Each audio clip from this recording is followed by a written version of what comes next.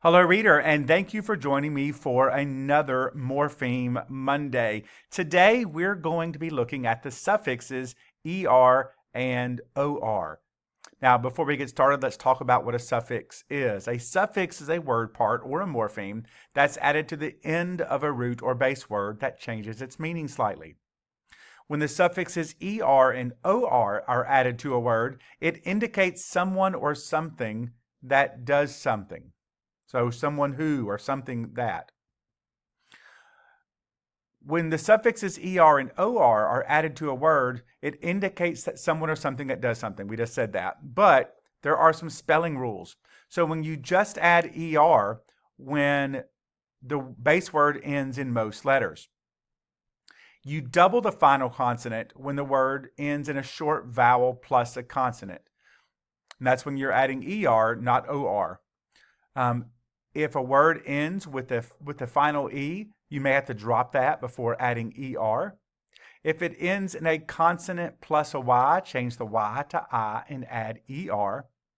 And if or less common and often used when the base word is Latin, which means often after the letter T or S, and that's if you would add OR.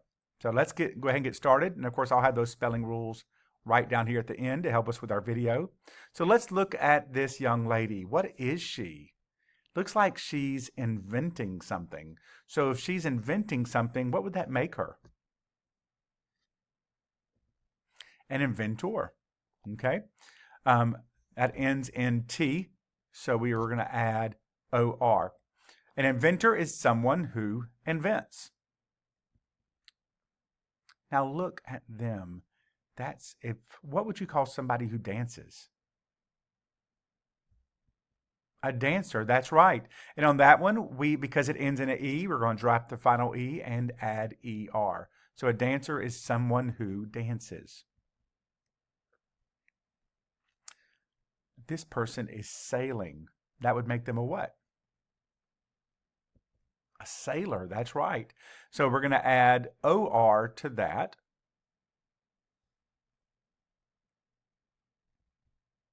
So a sailor is someone who sails a boat.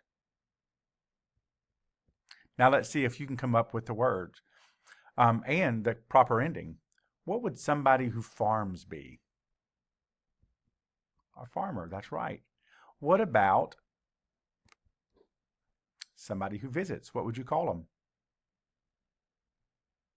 A visitor. We use OR again because it ends in a T. What would somebody who swims be? I bet you're going to say a swimmer, but how would I spell it? This says I double it when it ends in a vowel consonant, and it does end in a vowel consonant, so that's going to be double the M, ER, swimmer. And last, what would somebody or something that copies be called? Your school probably has one in the office. It would be a copier. And we change that Y to I before adding ER. So those are our words. Can you think of any words that end in ER or OR that means someone or something that does something? Okay? We're not talking about the comparing. We're someone or something that does something. If you can think of that, put it in the comments below. Can you use it in a sentence? Can you tell me what the word means when I add the suffix? Do all that as well. And until next time, happy reading.